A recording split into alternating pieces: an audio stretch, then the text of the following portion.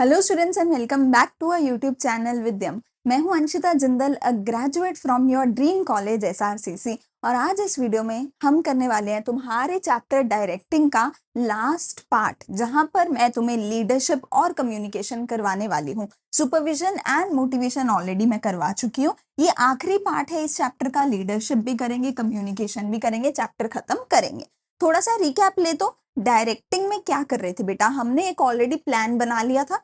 उस प्लान के अकॉर्डिंग हम सामान भी ले आए थे, उस प्लान के अकॉर्डिंग हम स्टाफ भी ले आए थे। तो डायरेक्टिंग के अंदर हम अपने स्टाफ को डायरेक्शन दिखा रहे थे कि तुम्हें काम कैसे करना है। डायरेक्शन के अंदर हमने उनको सुपरवाइज किया, उनके ऊपर नजर रखी कि सही से कर रहे हैं कि गलती तो नहीं कर रहे हैं। हमने उनको मोटिवेट किया कि अगर कोई अच्छे से काम नहीं कर रहा तो उसे मोटिवेट करो, है ना, चाहे पैसा देके मोटिवेट करो, चाहे इज्जत देके मोटिवेट करो। फिर हमने एज अ लीडर उनका मार्गदर्शन किया, है ना। एज ए लीडर हमने उनको बताया कि देखो मैं एक अच्छा लीडर हूँ, मेरे अंदर ये स्किल्स है, तुम्हारे अंदर भी होने चाहिए। एज ए लीडर उनको इन्फ्लुएंस किया ताकि वो काम अच्छे से कर सके।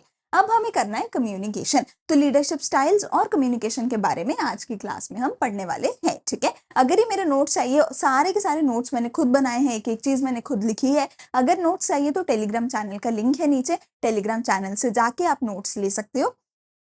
इसके अलावा आपको आपके पेपर में 20 मार्क्स के एमसीक्यूज आने वाले हैं बोर्ड एग्जाम में। तो मैं हर रोज प्रीवियस ईयर के एमसीक्यूज डालती हूँ अपने व्हाट्सएप चैनल पे। 2 एमसीक्यूज मैं हर रोज पोस्ट करती हूँ, तो जल्दी से जाके व्हाट्सएप चैनल को जरूर ज्वाइन कर लेना, ठीक है। एंड सारी की सारी प्लेलिस्ट का लिंक है डिस्क्रिप्शन में, प्लेलिस्ट को जरूर सेव कर लेना। शुरू करते हैं आज की हमारी क्लास को। तो लीडरशिप के बारे में हमने ऑलरेडी पढ़ लिया था, qualities of a good leader भी हमने पढ़ ली थी। अब हमें पढ़ना है लीडरशिप स्टाइल्स के बारे में, जो कि 3 तरीके के होते हैं, ऑटोक्रेटिक, पार्टिसिपेटिव और फ्री राइन, जिसको हम लेजिस फेरे लीडरशिप भी बोलते हैं। एक एक करके तीनों के बारे में समझते हैं। सबसे पहले आता है ऑटोक्रेटिक। ऑटोक्रेटिक में देखो क्या है, जो बॉस है वो बोलेगा do what I tell you, जो मैंने बोला है बस तुम उतना करो। और जो एम्प्लॉइज हैं उनके पास कोई और आंसर ही नहीं है, दे जस्ट हैव टू से यस बॉस।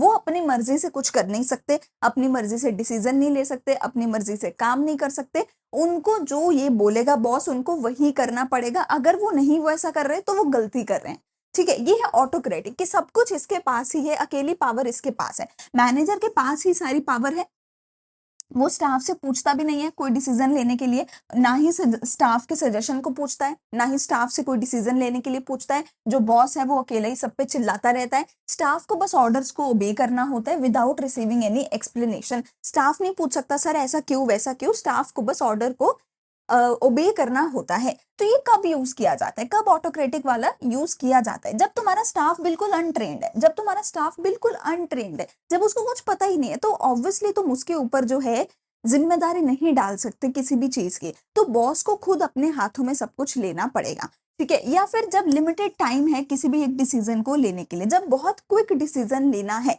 तो तुम 4 लोगों को कंसल्ट नहीं कर सकते, बॉस को अपने हाथ में सब कुछ लेके काम करना पड़ेगा। मोस्टली ऐसे टाइम पे ऑटोक्रेटिक यूज किया जाता है, अदरवाइज ये प्रेफरेबल नहीं होता कि तुम ये यूज करो। क्यों नहीं होता है? क्योंकि इससे क्या होगा, जो स्टाफ है वो डरा रहेगा, टेंस्ड रहेगा, स्टाफ के तुम ओपिनियन को सुनोगे नहीं, जो स्टाफ है उसका मोराल बहुत लो हो जाएगा, स्टाफ छोड़ के चला जाएगा, स्टाफ एब्सेंट रहेगा, स्टाफ खुशी खुशी काम नहीं करेगा। तो मोस्टली अगर बिल्कुल ही अनट्रेन स्टाफ है, अनस्किल्ड स्टाफ है, सिर्फ तभी यूज करो। क्विक डिसीजन लेना है तभी ऑटोक्रेटिक यूज करो, वरना ये यूज मत करो, ठीक है। पार्टिसिपेटिव में क्या होता है कि लेट्स वर्क टुगेदर, बॉस के कह रहे कि हम साथ में काम करेंगे, और एम्प्लॉय कह रहे कि हाँ ठीक है तुम भी डिसीजन लो मैं भी डिसीजन लूंगा, ठीक है। तो इससे स्टाफ क्या है, वो एक डिसीजन मेकिंग का हिस्सा बन जाता है। स्टाफ जो है ना, उसको हर चीज की इंफॉर्मेशन होती है, स्टाफ अपने सजेशन भी देता है, स्टाफ अपने डाउट भी पूछता है, स्टाफ अपना डिसीजन मेकिंग में भी रोल प्ले करता है। तो जो स्टाफ है ऐसे केस में वो बहुत ज्यादा मोटिवेटेड रहता है। इससे स्टाफ को सारी इंफॉर्मेशन रहती है, उनमें एक सेंस ऑफ रिस्पॉन्सिबिलिटी आती है, जॉब सेटिस्फैक्शन उनके अंदर आती है। और इसको कब यूज नहीं करना चाहिए, कब यूज नहीं करना चाहिए? जब आपके पास ज्यादा टाइम नहीं है कि आप सबको पूछो, है ना। इसीलिए तो ऑटोक्रेटिक हमने यूज किया था कि भैया सबका पूछने का टाइम नहीं है, ऑटोक्रेटिक यूज कर लो। तो जब सबका पूछने का टाइम नहीं होगा तो डेमोक्रेटिक वाला ये वाला यूज, पार्टिसिपेटिव मत करो। अगर लीडर को, मैनेजर को डर लगता है कि भाई ये लोग भी हिस्सा लेने लग जाएंगे, तो ये लोग तो मेरे से ही सवाल करने लग जाएंगे, ये तो मेरे ही सिर पर चढ़ने लग जाएंगे, तो ऐसे केस में जो मैनेजर है फिर वो ऑटोक्रेटिक ही यूज करता है, वो एम्प्लॉयज को पार्टिसिपेट करने नहीं देता। तीसरा तरीका होता है फ्री राइन। या फिर जिसको मैं लेजिस फेरे भी बोलती हूँ। इसके अंदर बॉस क्या बोलता है, take care of the problem yourself. Employees को कहते हैं भैया तू खुद देख ले। एम्प्लॉय लीडर क्या करेगा, बॉस बोल देगा मुझे 100 यूनिट बना के दे दे, एम्प्लॉय बोलेगा ठीक है। बॉस बोलेगा मेरे को कोई लेना देना नहीं है, कैसे बनाएगा, कितने लोग लगेंगे, क्या है, तू खुद कर ले, मैंने तुझे गोल बता दिया, अब गोल को कैसे पूरा करना है तू खुद कर ले। ठीक है। ऑटोक्रेटिक में क्या था कि जो बॉस है वो बोलेगा 100 यूनिट बनाने हैं, 10 रुपए की कॉस्ट में बनाने हैं, 1 दिन के अंदर अंदर बनाने हैं, एक बंदे ने ही बनाने हैं, वो पूरा एग्जैक्ट बता देगा कि ऐसा ही होना चाहिए। पार्टिसिपेटिव में क्या होगा, दोनों मिलके करेंगे, चल कुछ चीजें तू सॉर्ट कर, कुछ मैं सॉर्ट करता हूँ, पर यहाँ पे क्या होगा, बस मुझे गोल पूरा करके दे दे, जैसे मर्जी करके दे दे, मुझे काम पूरा करके दे दे। ये होता है फ्री राइन। ठीक है। तो इसमें पूरा फ्रीडम है सबॉर्डिनेट्स को, वो अपनी खुद की पावर सबॉर्डिनेट्स के पास है, लीडर खुद की पावर को यूज नहीं करता है। It depends mostly on the group to establish its own goal and work out its own problems. ठीक है। तो ग्रुप अपने आप ही अपने गोल सेट करता है, अपनी प्रॉब्लम सॉल्व करता है, ग्रुप अपने आप ही सब कुछ करता है। जो सीनियर का काम होता है, सीनियर का बस इतना काम होता है कि ये बता देता है कि मेरा फाइनल गोल इतना है, और अगर इनको सच में बहुत ज्यादा ऐसे कुछ प्रॉब्लम हो गई है जो वो सॉल्व कर ही नहीं पा रहे, सिर्फ उस केस में वो सीनियर के पास जाएंगे, वरना वो सीनियर के पास नहीं जाएंगे। ठीक है। तो फ्री राइन में कब होता है, जब एम्प्लॉयज हाईली स्किल्ड हैं, एक्सपीरियंस्ड हैं, एजुकेटेड हैं, ट्रस्टवर्दी हैं, ठीक है ना, वो फुल्ली कॉन्फिडेंट है कि हाँ वो काम कर सकते हैं, तब ये चीज यूज करी जाती है। हायर लेवल के लिए ये यूज करी जाती है। कब यूज नहीं करना चाहिए, if manager cannot provide regular feedback to let employees know how well subordinates are doing, when manager escape responsibility and it hopes the employees to do the task। अब कई बार क्या होता है कि मैनेजर कहता है करना तो चाहिए था मैनेजर को, पर मैनेजर को अपने चाय बिस्किट खाने में ही बिजी है, इसलिए उसने लेजिस फेरे कर दिए, वो गलत है। अगर मैनेजर अपने सबॉर्डिनेट्स के ऊपर चेक भी नहीं रख रहा है कि वो सबॉर्डिनेट का फीडबैक भी नहीं ले रहा है, मैंने क्या बोला कि सबॉर्डिनेट को अगर गलती है तो प्रॉब्लम है तो वो आके पूछ सकता है, पर अगर वो फीडबैक जब ले ही नहीं रहा सबॉर्डिनेट से, सबॉर्डिनेट आके पूछ रहा है कि सर मेरे से काम नहीं हो रहा, पर बॉस जवाब ही नहीं दे रहा, तो वहां पर ये चीज जो है लागू नहीं होगी। तो अगर बॉस तुम्हारा बिल्कुल ऐसा है कि जिसको सच में लेना देना नहीं है, वहां पे नहीं होगा। बॉस को लेना देना तो होना चाहिए, वो थोड़ी बहुत नजर रखे, वो उनके फीडबैक ले, उनकी प्रॉब्लम्स को थोड़ा सॉल्व करे, थोड़ा होना चाहिए। ठीक है। तो यहाँ पर तुम्हें देख सकते हो फोटो, ऑटोक्रेटिक लीडरशिप में जो लीडर है उसके पास सारी पावर है, एम्प्लॉय के पास पावर नहीं है। लेकिन पार्टिसिपेटिव में लीडर और एम्प्लॉय दोनों के बीच में पावर है। लेजिस फेरे में लीडर के पास कोई पावर नहीं है, सारी की सारी पावर एम्प्लॉय के पास है। तो तुम इस फोटो के थ्रू बहुत क्लियरली देख सकते हो तीनों को ही कि तीनों में किसमें क्या होने वाला है। ठीक है। तो अब हमारे पास आएगा यहाँ पे कम्युनिकेशन। तो कम्युनिकेशन का जो टॉपिक है ये काफी ज्यादा इंपॉर्टेंट टॉपिक है, क्योंकि इसमें जो बैरियर्स टू कम्युनिकेशन है वो हर बार पूछे जाते हैं, हर बार पूछे जाते हैं। एमसीक्यू में भी आता है, केस स्टडी में भी आता है, तो उसको गलती से भी नहीं छोड़ना है, ये सबसे इंपॉर्टेंट टॉपिक है। कम्युनिकेशन में क्या करना है, आपका कोई आइडिया है, कोई ओपिनियन है, कोई फैक्ट है, कोई इंफॉर्मेशन है, कोई इंस्ट्रक्शन है, कोई भी चीज है, उसको आपको किसी दूसरे बंदे को कन्वे करना है। इसको दो या दो से ज्यादा लोगों के बीच में कन्वे किया जाएगा, चाहे वर्ड्स के फॉर्म में करो, पिक्चर की फॉर्म में, एक्शन की फॉर्म में, जेस्चर की फॉर्म में, है ना, इमोजी लगा के भेजो, है ना, किसी भी तरीके से तुम भेजो। तुम्हें अपना कोई भी आइडिया, कोई भी ओपिनियन कम्युनिकेट करना है किसी दूसरे बंदे के साथ, किसी दूसरे को कुछ बताना है, तो उसको कम्युनिकेशन बोला जाएगा। अगर मैं यहाँ पे ऐसे खड़ी हूँ चुपचाप, कोई इशारा नहीं कर रही, कुछ बोल नहीं रही, कुछ दिखा नहीं रही, कोई इमोजी नहीं यूज कर रही, वो कम्युनिकेशन नहीं है। मैं बोल रही हूँ, कम्युनिकेट कर रही हूँ, इशारे कर रही हूँ, कम्युनिकेट कर रही हूँ। ठीक है। इमोजी लगा रही हूँ, कम्युनिकेट कर रही हूँ, हंस रही हूँ, रो रही हूँ, चुपचाप, मतलब अपना मे बी कोई भी हैंड जेस्चर कर रही हूँ, किसी भी तरीके से अगर मैं तुम्हारे तक कुछ भी अपनी फीलिंग, अपना कोई भी आइडिया, कोई भी इमोशन, कुछ भी पहुंचा रही हूँ, तो वो कम्युनिकेशन होती है, वो कम्युनिकेशन होती है। ठीक है। अब कम्युनिकेशन का प्रोसेस क्या होता है, देखो, सबसे पहले एक इंसान होता है, जैसे हमारे केस में मैं हूं, मेरे पास कोई मैसेज है, कोई आइडिया है जो मुझे तुम्हारे तक भेजना है, मेरे दिमाग में ये चैप्टर है जो मुझे तो आता है पर तुम्हें नहीं आता है, तो मुझे इसकी एक्सप्लेनेशन तुम्हारे तक पहुंचानी है। तो ये मैसेज ही मेरे दिमाग में है, कोई मेरी आइडिया, कोई फीलिंग, कोई सजेशन, कुछ तो मेरे पास होना चाहिए जो मैं तुम्हारे तक पहुंचा सकूं। ठीक है। कोई ना कोई एक चीज मेरे दिमाग में होनी चाहिए जो मैं तुम्हारे तक पहुंचा सकूं। मैं कौन हूं, सेंडर, और आप कौन हो, रिसीवर। ठीक है, सेंडर को रिसीवर तक ये जानकारी पहुंचानी है। मैं इसको किसी ना किसी एक फॉर्म में पहुंचाऊंगी। जैसे मैंने बोला, मैं हिंदी में बोल के पहुंचा रही हूँ, मैं साइन लैंग्वेज में पहुंचा सकती हूँ, मैं लिखित तौर पे आपको नोट्स दे सकती हूँ, मैं इमोजी लगा के समझा सकती हूँ। किसी ना किसी एक तरीके से तो ये आपको भेजूंगी, कुछ ना कुछ तो करूंगी ऐसा जिससे ये आप तक पहुंच जाए। ठीक है, path through which encoded messages transmitted. फिर मेरे पास आता है पाथ, किस तरीके से भेजूं। ऑनलाइन वीडियो से, ऑफलाइन आपको लाइव पढ़ा रही हूँ, एक पीडीएफ की फॉर्म में भेजा है, अलग अलग तरीके होंगे। कॉल पे, यूट्यूब पे, ऑफलाइन, पीडीएफ, अलग अलग तरीके होंगे। उसको बोला जाएगा एक रास्ता, किस रास्ते के थ्रू मैंने ये मैसेज आप तक पहुंचाना है। Process of converting encoding symbols to the sender, इसको क्या बोला जाएगा? डीकोडिंग। इसको क्या बोला जाएगा? डीकोडिंग। अच्छा, हमारे पास यहाँ पे सारे नाम लिखने थे, शायद मैं नाम लिखने भूल गई। सबसे पहले वो इंसान जो मैसेज भेज रहा है उसको क्या बोला जाएगा? सेंडर। ठीक है, उसके दिमाग में कोई क्या होगा? मैसेज। उस मैसेज को वो क्या करेगा? एनकोड। ठीक है, फिर वो ढूंढेगा कोई एक पाथ, कोई एक रास्ता जिसके थ्रू वो जो है अपने मैसेज को आगे भेजेगा। ठीक है, फिर जो इंसान मैसेज को रिसीव करेगा उसको क्या बोला जाएगा? रिसीवर। उसको क्या बोला जाएगा? रिसीवर। ठीक है, मैसेज रिसीव्ड एंड अंडरस्टूड। फिर आप मुझे क्या दोगे? फीडबैक। फिर आप मुझे क्या दोगे? फीडबैक की हाँ जी मैम हमें समझ आ गया। फिर आप कमेंट करोगे, लाइक करोगे, सब्सक्राइब करोगे, शेयर करोगे, है ना। उससे मुझे मिलेगा आपका फीडबैक कि आपको समझ आया है, आपको अच्छा लगा है, बुरा लगा है, वो आप मुझे बताओगे। ठीक है, तो ये सारे का सारा देखो मेरे पास होता है पूरे का पूरा प्रोसेस। सबसे पहले आई एम द सेंडर, जिसने आप तक मैसेज पहुंचाया, जो आप तक मैसेज पहुंचाना चाहती है। वो मैसेज कुछ भी हो सकता है, मेरा कोई आइडिया, कोई फीलिंग, कुछ भी हो सकती है, कोई इमोशन। ठीक है, इस मैसेज को मैं एनकोड करूंगी वर्ड्स में, टेक्स्ट में, इमोजेस में, किसी तरीके से एक मीडियम ढूंढूंगी, एक रास्ता, एक पाथ ढूंढूंगी जिसके थ्रू मुझे मैसेज आगे भिजवाना है। जब ये मैसेज रिसीवर को मिल जाएगा तो रिसीवर इसको डिकोड करेगा। मतलब जैसे मैं इंग्लिश में कोई चीज आपको पढ़ा रही हूँ, ये चीज आपने नोटिस करी होगी, जब भी आप इंग्लिश में, क्योंकि देखो इंग्लिश हमारी मातृभाषा नहीं है ना, मदर टंग नहीं है, तो जब भी हम इंग्लिश में कुछ सुनते हैं हमारा दिमाग उसको हिंदी में प्रोसेस कर रहा होता है। हमारा दिमाग उसको हिंदी में प्रोसेस कर रहा होता है। आप ये चीज कभी भी नोटिस करना। If I ask you how do you do, आपका दिमाग उसको कहीं ना कहीं हिंदी में प्रोसेस कर रहा होगा कि मैम पूछ रही है मैं कैसा हूं।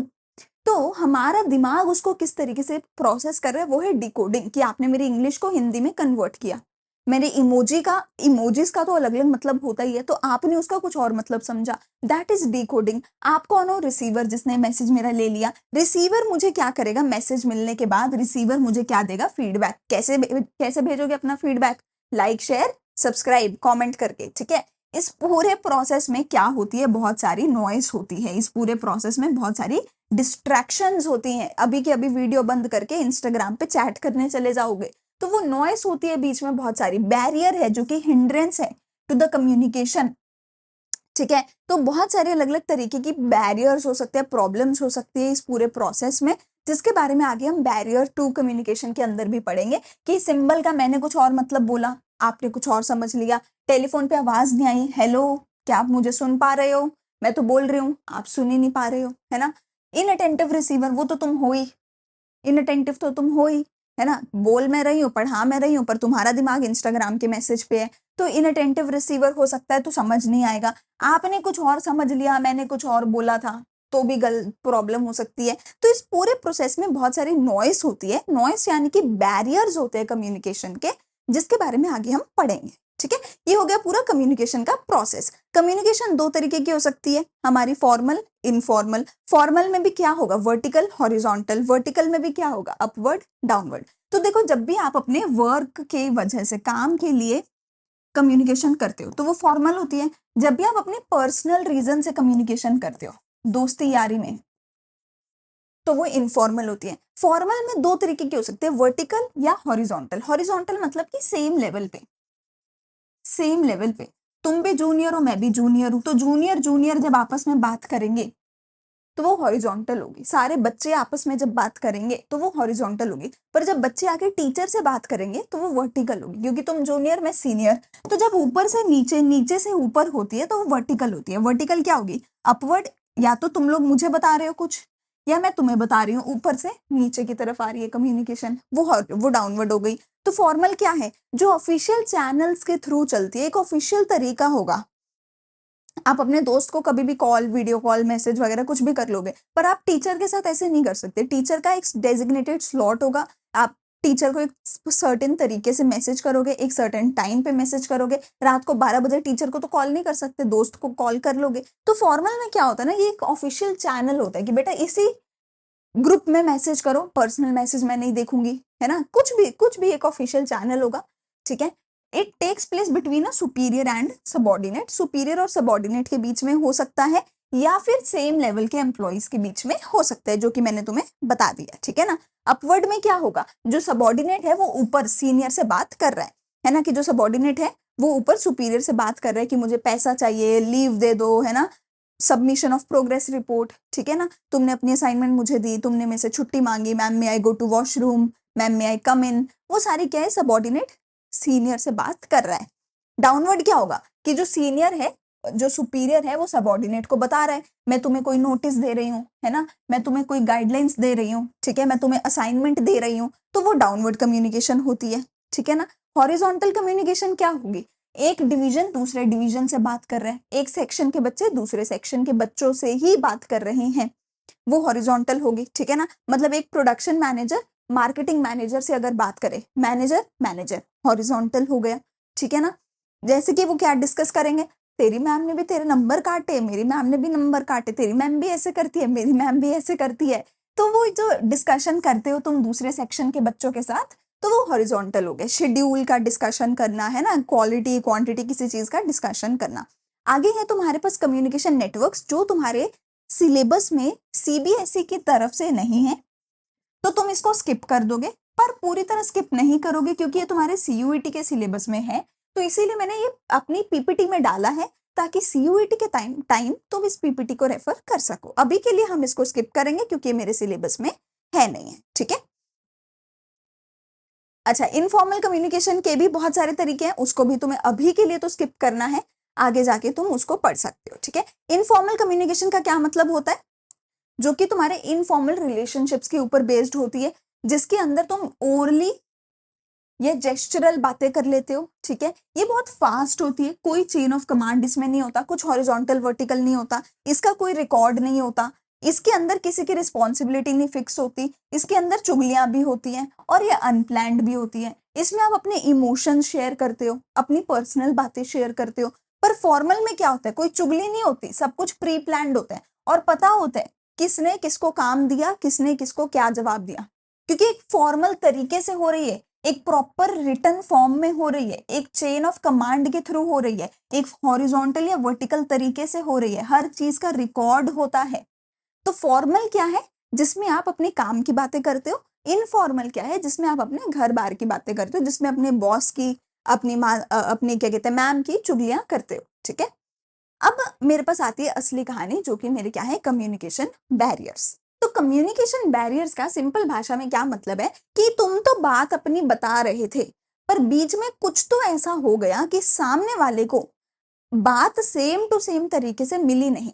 तुमने हिंदी में बोला, उसको हिंदी समझ नहीं आई, मैंने पंजाबी में बोला और वही किद्दा है, तुम्हें मेरी पंजाबी समझ आई नहीं, ठीक है। आधे लोगों को नहीं समझ आई होगी किद्दा है तो की मतलब होता है ना, तो तुम नहीं समझ पा रहे हो। सो वो क्या है कि मैंने जो पूछा, मैंने जो बोला, तुम्हें वो सेम तरीके से समझ नहीं आया, या तो तुम सुन ही नहीं पाए, आवाज ही नहीं आई मेरी, या मेरी लैंग्वेज गलत थी, मेरी तुम्हें लैंग्वेज नहीं समझ आई, मेरे इमोशंस तुम समझ नहीं पाए, मेरी फीलिंग्स नहीं समझ पाए, मेरा बॉडी लैंग्वेज नहीं समझ पाए, मुश्किल वर्ड्स थे जो तुम मीनिंग नहीं समझ पाए, ठीक है। कुछ तो ऐसा हुआ है कि मैं जो तुम्हें बताना चाहती थी वो तुम सेम तरीके से समझे नहीं, या तो तुम्हें वो मिला ही नहीं, या तो तुम उसको सुन ही नहीं पाए, अगर सुन भी लिया तो उसको वो उस तरीके से नहीं समझे जो मैं तुम्हें बताना चाहती थी।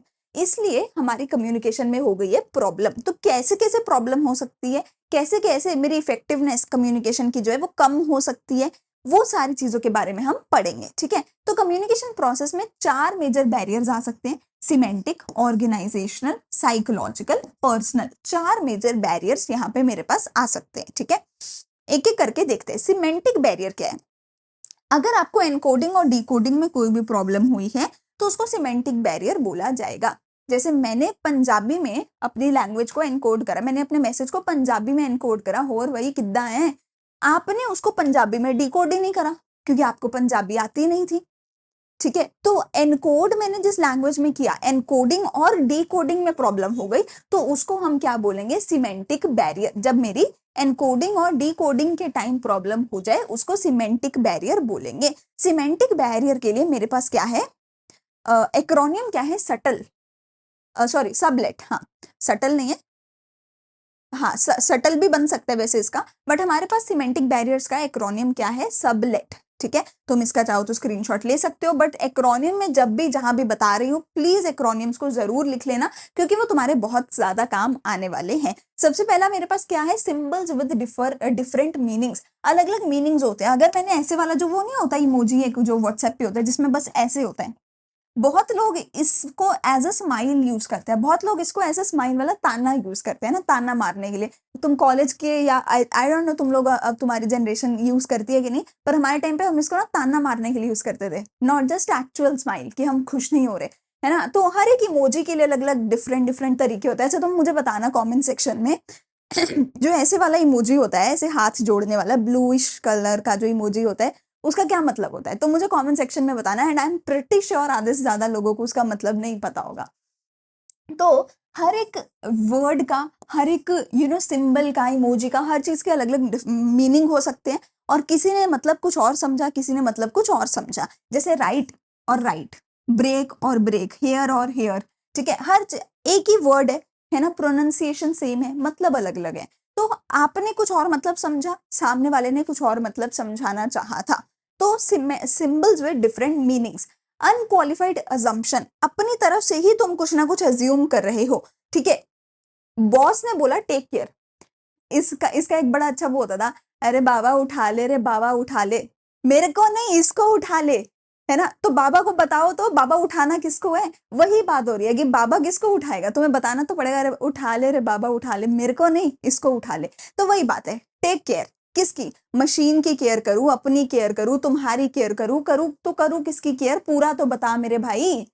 इसने बोला था मशीन की केयर करियो, ये अपना स्किन केयर करने में लग गया, तो गलत हो गया, तो इसने अज्यूम गलत कर लिया, है ना। तो अनक्वालिफाइड अजम्पशन है, अपने आप से बाबा ने अजम्पशन करके तुम्हें उठा लिया, अरे उठा ले रे बाबा, तो बाबा ने तुम्हें उठा लिया, तो ये तो गलत हो जाएगा। बाबा को बोलो इसको उठाना है भाई, मुझे नहीं। तो अजम्पशन जो सामने वाला कई बार ले लेता है वो गलत ले लेता है। When sender is not clear about the message and the receiver understand it in different way, sender ने पूरा मैसेज बोला नहीं कि उठाना किसको था, और जो रिसीवर है उसने गलत अज्यूम कर लिया, उसने गलत अज्यूम कर लिया, ठीक है।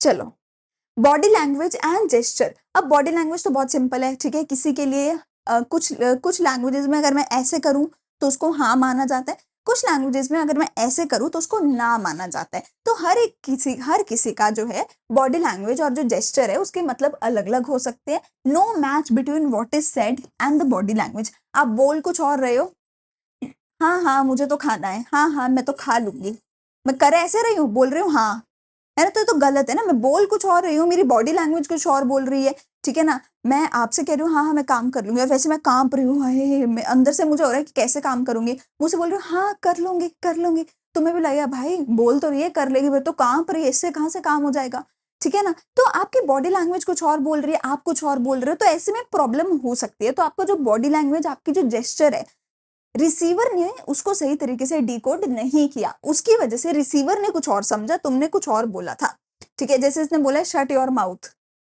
इसका पता नहीं चलो क्या मतलब है, कुछ तो चलो होगा इसका मतलब, ठीक है छोड़ो। चलो लैंग्वेज ट्रांसलेशन, ये तो बहुत सिंपल है, और वही किद्दा है तू। अगर इसका मतलब तुम्हें समझ आ रहा है मुझे कमेंट सेक्शन में बताना कि इसका क्या मतलब है, ठीक है। पंजाबी में मैंने बोला क्या है, और वही किद्दा, ठीक है।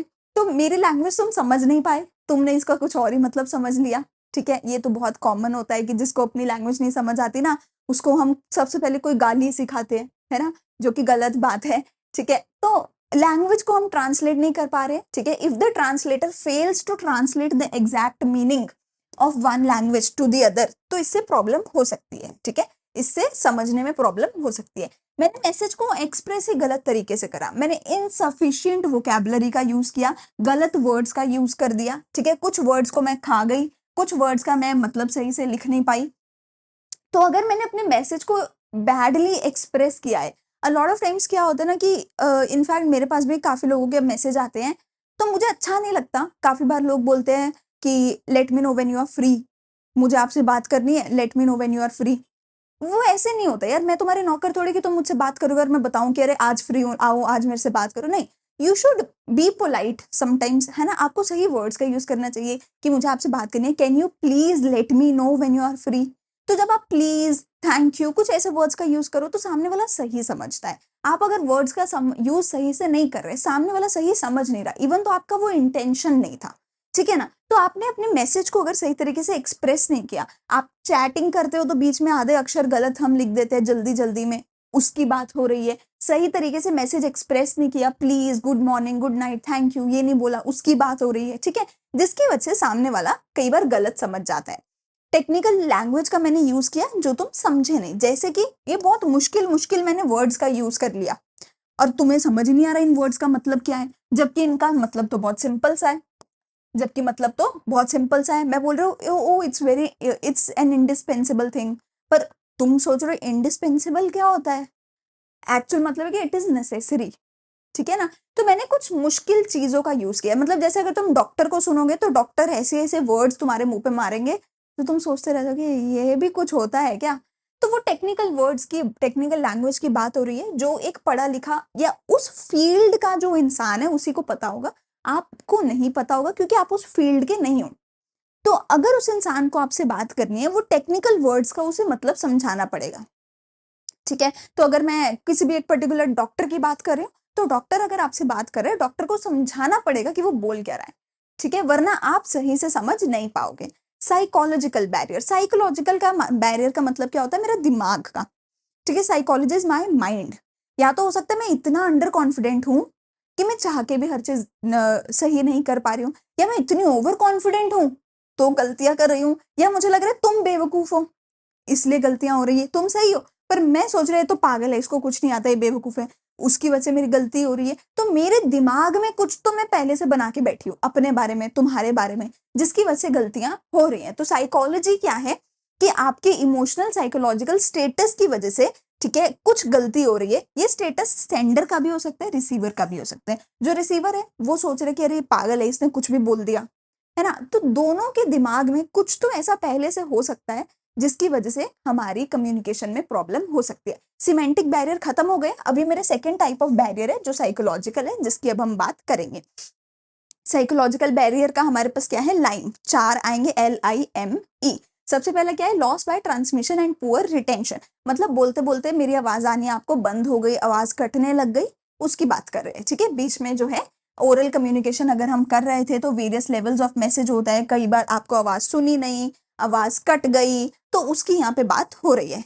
इनअटेंशन, मैं तो अच्छे से समझा रही थी, पर आप सुन ही नहीं रहे हो। आप अपने इंस्टाग्राम में बिज़ी हो, तो उस वजह से आपके दिमाग कहीं और है, आपका दिमाग कहीं और है ना? जिस वजह से हमारी कम्युनिकेशन ठीक से नहीं हो पाई है, ठीक है? आप प्रीऑक्यूपाइड हो, बिज़ी हो कहीं पे।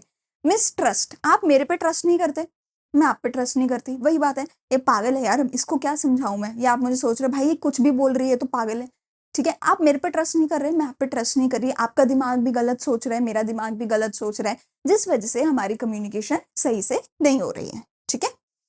अर्ली एस्टिमेशन, पहले ही सोच लिया। मैंने एक लाइन बोली, आपने बोला हाँ, ठीक है, समझ गया, पेपर में लिख के आ गए। अरे आगे का तो सुना ही नहीं, है ना? और आधी चीज़ सुन के ही पेपर में कुछ भी लिख के आ गए।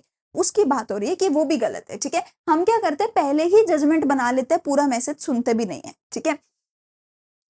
वो कह रही कि madam I want this, madam कह रहे नहीं तू पहले मेरी बात सुन, मैं तेरी बाद में बात सुनूंगी, तो तुम एक दूसरे की बात सुन ही नहीं रहे हो, बीच में ही काट रहे हो, ठीक है?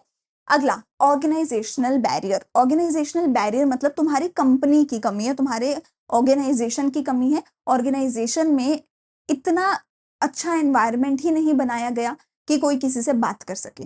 ऑर्गेनाइजेशन में हर कोई एक दूसरे से डरता है, सीनियर अपने कैबिन में बैठा रहता है, सीनियर अपनी चाय पीते रहते हैं, सीनियर जूनियर से नहीं बात करते, जूनियर सीनियर से बात नहीं कर रहा है, ठीक है? तो ऑर्गेनाइजेशन में अच्छा एनवायरनमेंट ही नहीं है, ऑर्गेनाइजेशन का स्ट्रक्चर नहीं अच्छा, रिलेशन नहीं अच्छे, रूल रेगुलेशन नहीं अच्छे, जिसकी वजह से तुम्हारी कंपनी में प्रॉब्लम हो रही है। देखते हैं क्या है।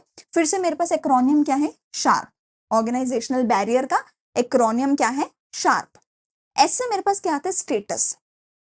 वही बात हो गई कि जो सीनियर है वो कहते हैं मुझे मत सिखा, मैं तेरा बाप हूं, मुझे मत सिखा, मुझे पहले से आता है। अरे वो गलत है भाई, तुम अपने स्टेटस की ईगो में मत रहो, तुम अपने स्टेटस की ईगो में मत रहो। तुम्हारे जूनियर भी तुम्हें कई बार सिखा सकते हैं। वो बेचारा रो रहा है कि ठीक है भाई नहीं सिखाता है तो तू पागल, सिखाता नहीं हूं मैं तुझे अगर लग रहा है तो आप अगर एक दूसरे के सजेशन लोगे ही नहीं, एक दूसरे से बात ही नहीं करोगे, अगर आप अपने स्टेटस की ईगो में रहोगे तो ऑर्गेनाइजेशन का एनवायरमेंट अच्छा नहीं होगा, कोई किसी से बात नहीं करेगा। हर्डल इन ऑर्गेनाइजेशन स्ट्रक्चर, तुम्हारा स्ट्रक्चर अच्छा ही नहीं है, मतलब अच्छे से कोई कैबिन नहीं बने हुए, कोई मीटिंग रूम्स नहीं बने हुए, कोई खुली जगह नहीं बनी हुई जहां पे कोई किसी से बात कर सके, हर कोई अपने लैपटॉप में लगा हुआ है, तो ऐसे कम्युनिकेशन कैसे होगी। ऑर्गेनाइजेशन का अच्छा स्ट्रक्चर बनाओ, ठीक है, अलग अलग लेवल्स पे अलग अलग जगह बनाओ, ठीक है, ताकि अच्छे से बात हो सके। एब्सेंस ऑफ फैसिलिटीज, फैसिलिटीज नहीं है, ठीक है, कोई सजेशन बॉक्स नहीं है, मीटिंग, टेलीफोन, इंटरनेट कुछ भी नहीं है तुम्हारे पास जहाँ पे तुम बात कर सको, ठीक है। रूल रेगुलेशन अच्छे नहीं है, ठीक है, अगर बहुत ज्यादा स्ट्रिक्ट है रूल्स एंड रेगुलेशन तो उसकी वजह से भी डिले हो सकता है। जैसे कि हर चीज के लिए अगर तुम्हें रिटन एप्लीकेशन देनी पड़े तो ऐसे थोड़ी ना हर चीज की कम्युनिकेशन होती है ना। Policy of the organisation, policies कई बार होती है कि अच्छी नहीं होती, पॉलिसीज ऐसी होती है जिसके वजह से फ्री फ्लो ऑफ कम्युनिकेशन नहीं हो पाता। मतलब बहुत बार ऐसे होता है कि अगर एक बच्चे को बात करनी है तो वो पहले अपनी क्लास के मॉनिटर को बताएगा, मॉनिटर क्लास टीचर को बताएगा, क्लास टीचर अपने डिपार्टमेंट के टीचर को बताएगा, डिपार्टमेंट का टीचर फिर वाइस प्रिंसिपल को बताएगा, वाइस प्रिंसिपल फिर प्रिंसिपल को बताएगा। तो तुम्हारे बहुत लंबी चौड़ी पॉलिसी है, इतने में तो वो बेचारा जो बच्चा है उसकी प्रॉब्लम रहेगा ही नहीं, है ना। तो पॉलिसीज को थोड़ा सा लीनियंट बनाओ, ऐसा बनाओ जहां पे हर कोई एक दूसरे से बात कर सके, ठीक है। फिर आ जाते हैं मेरे पास पर्सनल बैरियर, ये एक इंसान की बैरियर है, ये एक इंसान की प्रॉब्लम है। वो इंसान मेरा सेंडर भी हो सकता है, वो इंसान मेरा रिसीवर भी हो सकता है। अभी तक मैंने क्या पढ़ा, सिमेंटिक बैरियर जिसमें एनकोडिंग डिकोडिंग की प्रॉब्लम आई, लैंग्वेज नहीं समझ पाए, है ना, अलग अलग मतलब थे सेम वर्ड्स के, है ना। फिर हमारा आया साइकोलॉजिकल, जिसमें हमारे दिमाग की प्रॉब्लम थी कि हम पहले से अज्यूम करके बैठे हैं, हम एक दूसरे पर ट्रस्ट नहीं कर रहे, आधी बात सुन के ही बीच में काट दे रहे हैं। फिर आया ऑर्गेनाइजेशनल बैरियर कि मेरी कंपनी में फैसिलिटी नहीं है, कंपनी में एक अच्छा एनवायरनमेंट नहीं है, कंपनी में अच्छे रूल्स रेगुलेशंस पॉलिसीज नहीं है, ठीक है। अब मेरे पास आएगा पर्सनल बैरियर, पर्सनल बैरियर में मेरे पास क्या है, FULL, फुल, ये है मेरा एक्रोनियम। पर्सनल बैरियर में सबसे पहला क्या है, fear of challenge to authority, मेरे को डर लग रहा है अगर मैंने अपने जूनियर से बात करी तो कल को ये मेरे सिर पे चढ़ के मेरे को ही तंग करने लग जाएगा। अगर मैंने अपने जूनियर्स को सारे काम सिखा दिए तो मेरा जूनियर मेरे को टेक ओवर कर लेगा। तो मेरे को पहले ही डर लग रहा है कि मेरी कुर्सी पे बात नहीं आनी चाहिए, मेरी कुर्सी पे कोई कुछ बोल ना दे। तो इस वजह से मैं अपने जूनियर से कोऑर्डिनेट कर ही नहीं रही, मैं अपने जूनियर से बात ही नहीं कर रही, क्योंकि मुझे लग रहा है अगर मैं इसको सिखा दूंगी तो ये तो मेरी कुर्सी खा जाएगा। तो इसलिए हम क्या कर रहे हैं, अपने जूनियर से बात ही नहीं कर रहे, तो ये भी गलत है, ठीक है। I should not increase the office timings, ठीक है, कुछ भी ऐसे रीजन हो सकते हैं। अनविलिंगनेस टू कम्युनिकेट, मैं करना ही नहीं चाहती, या जो जूनियर है वो जूनियर अपने सुपीरियर से बात करना ही नहीं चाहता। बहुत बार होता है ऐसा कि जूनियर से काम हो नहीं रहा, उसको समझ नहीं आ रहा, पर फिर भी वो सीनियर से बात नहीं करेगा। क्यों? क्योंकि उसको लग रहा है अगर मैंने सीनियर से बात करी वो सोचेगा मेरे को इतना भी नहीं आता। अगर मैंने टीचर से डाउट पूछा, टीचर मेरे बारे में क्या सोचेगी कि इसको इतना भी नहीं आता। तो तुम बात करना ही नहीं चाहते हो अपने किसी भी रीजन की वजह से, वो भी गलत, ये भी गलत है, ठीक है। Lack of confidence, again senior और जूनियर का एक दूसरे पे कॉन्फिडेंस नहीं है। आपको लग रहा है कि मैडम को कौन सा कुछ आता है, मैडम को लग रहा है कि इस बच्चे को कुछ नहीं आता, है ना, इससे तो कुछ हो भी नहीं पाएगा, कुछ भी ऐसा। एक दूसरे पे तुम कॉन्फिडेंस नहीं रखते हो, एक दूसरे पे तुम ट्रस्ट नहीं करते हो, तो वो उस वजह से भी जो है तुम्हारी कम्युनिकेशन अच्छे से नहीं हो पाती है। लैक ऑफ प्रॉपर इंसेंटिव, ये भी एक बहुत अच्छा पॉइंट है। अब तुम सोचो तुम्हारी क्लास में ना लोग बदमाशी कर रहे हैं, शोर कर रहे हैं, तुम एक तरफ सोचते हो कि मैं जाके ना मैम को बता देता हूँ ताकि ये चुप हो जाए, फिर तुमने सोचा मैं बता भी दूंगा जाके तो मुझे क्या मिलेगा, मैम ने कौन सा मेरी शाबाशी करनी है, मैम ने कौन सा सबको कहना है कि हाँ देखो ये कितना अच्छा बच्चा है, इसने मुझे बताया, मेरा तो कोई भी नाम नहीं लेगा, मुझे तो कोई शाबाशी नहीं देगा, मुझे तो कोई कुछ देगा ही नहीं, तो मैं नहीं बताऊंगा। तो ये चीज कंपनीज में भी होती है। कंपनीज क्या करती है ना, स्पेशल लोगों को इंसेंटिव देते हैं कि हाँ जो हमें इसके बारे में बताएगा हम उसको कुछ एक्स्ट्रा पैसा देंगे, बोनस देंगे, कुछ भी देंगे।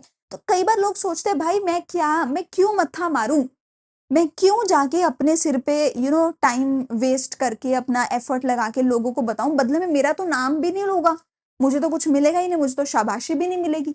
तो मैं क्यों जाके बताऊं, मैं क्यों जाके बात करूं, मुझे तो शाबाशी नहीं मिलेगी। तो अगर आप इंसेंटिव नहीं दे रहे हो अपने एम्प्लॉयज को बात करने के लिए, तो इंसेंटिव दिए बिना एम्प्लॉयज जो हैं वो सामने से आके बात नहीं करेंगे। तो तुम्हें जो है उनको कुछ ना कुछ इंसेंटिव देना पड़ेगा। तो यहाँ पे मेरे पर्सनल बैरियर, साइकोलॉजिकल, ठीक है, और ऑर्गेनाइजेशनल बैरियर और सिमेंटिक बैरियर होते हैं खत्म। चारों की मैंने तुम्हें जो एक्रोनिम भी बताया, चारों का मैंने तुम्हें मतलब भी समझाया। कोई भी अगर डाउट आता है इसके बारे में स्पेशली तो कमेंट सेक्शन में पूछ लो, क्योंकि ये सबसे ज्यादा इंपॉर्टेंट टॉपिक इस चैप्टर का था। ठीक है, चलो अभी रह गया लास्ट टॉपिक मेरे पास। इसका आंसर बहुत सिंपल है। अगर तुमने सारे बैरियर्स को याद कर लिया तो हाउ टू ओवरकम बैरियर में तुम्हें पता है क्या करना है, उनका उल्टा लिख के आ जाना। मतलब उसमें हमने क्या पढ़ा था कि हम ट्रांसलेशन गलत कर रहे हैं, तो आंसर क्या होगा इसका, हाउ टू ओवरकम ट्रांसलेशन सही करो, बिना सोचे अजम्पशन मत लो, बीच में बात को काटो मत, ऑर्गेनाइजेशन का स्ट्रक्चर अच्छा बनाओ, क्या कहते हैं, एक दूसरे पे ट्रस्ट रखो, एक दूसरे से कॉन्फिडेंस रखो। जो प्रॉब्लम्स थी अगर मैं उन प्रॉब्लम्स को उल्टा करके लिख दूं तो वो उन प्रॉब्लम्स का सोल्यूशन बन जाएगा। जो भी प्रॉब्लम्स थी ये चारों की चारों, अगर मैं इनका उल्टा कर दूं तो ये सोल्यूशन बन जाएंगे। Clarify the idea before communication, पहले से अपने आइडियाज को क्लियर रखो ताकि सामने वाला कोई अनक्लैरिफाइड एजम्पशन ना ले पाए। एजम्पशन पढ़ा था ना, अरे उठा ले रे बाबा। तो पहले से अपने आइडिया को क्लियर रखो, ठीक है। ओपिनियंस मत बनाओ दूसरों के बारे में कि इसको कुछ नहीं आता, ये पागल है, ऐसे पहले से मत सोचो। सबको सब कुछ आता होता है, कोई पागल नहीं होता, ठीक है। कन्वे थिंग्स ऑफ हेल्प, ऐसा ही बताओ सामने वाले को जो उसकी मदद का हो। मैं यहाँ पे बिना बात के खींचती रहूं, 2 घंटे का लेक्चर बना दूं, उसका कोई फायदा नहीं है। जितना आधे घंटे का अगर बना रही हो तो उतना ही सफिशियंट होता है, ठीक है। According to the needs of receiver, सामने वाले की जो नीड है उसके अकॉर्डिंग ही बताओ, ठीक है। कम्युनिकेशन फॉलो अप, कम्युनिकेशन करने के बाद फॉलो अप भी लो। इसीलिए मैं हम बार बार कहते हैं कि बेटा लाइक शेयर सब्सक्राइब करो, ताकि हमें पता चले कि हम सही कर रहे हैं गलत कर रहे हैं। अगर कोई गलती है तो वो भी बताओ, हम वो मना नहीं कर रहे। अगर आपको कुछ बुरा लगा, अगर आपको लग रहा है कि मैम स्लो है, मैम फास्ट है, tell us that in the comment section, ठीक है। उसकी कोई आपको हमेशा अपना फीडबैक जो है देना चाहिए। ऑफरिंग फीडबैक, आप सामने से फीडबैक दो, मैं भी फीडबैक मांगू। लिसनिंग स्किल्स, आपकी जो लिसनिंग स्किल्स है वो सही अच्छे होने चाहिए। आपकी जो लिसनिंग स्किल्स हैं वो अच्छे होने चाहिए। ऐसा नहीं कि मैं बोल के चली गई, तुम्हारा दिमाग कहीं और था, वो नहीं होना चाहिए। Aware of language, tone, content of the message, आपको मेरी लैंग्वेज, मेरी टोन, मेरी सारी चीजों के बारे में समझना पड़ेगा, ठीक है। अगर आप मेरे से अच्छे से कम्युनिकेशन करना चाहते हो, वही बात है ना, अगर मैं यहाँ पे खड़े होकर पंजाबी में पूरा लेक्चर दे देती तो सिर्फ पंजाब के लोग मेरे सुन पाते और कोई मेरे से सुन नहीं पाता, ठीक है ना, और कोई मेरा लेक्चर सुन नहीं पाता। तो आप अगर सामने वाले से कम्युनिकेट करना चाहते हो, उसी भाषा में, उसी टोन में, उसी बॉडी लैंग्वेज में, उसी जेस्चर के साथ करो जो सामने वाला समझ सके। अदरवाइज तुम्हारे कम्युनिकेशन का कोई फायदा नहीं होगा, ठीक है। यहाँ पे चैप्टर होता है खत्म। सबसे पहले मुझे बताना कमेंट सेक्शन में कि मैंने तुम्हें जो पंजाबी में बताया था तुम्हें उसका मतलब समझ आया कि नहीं, कि और वही किद्दा है, ठीक है।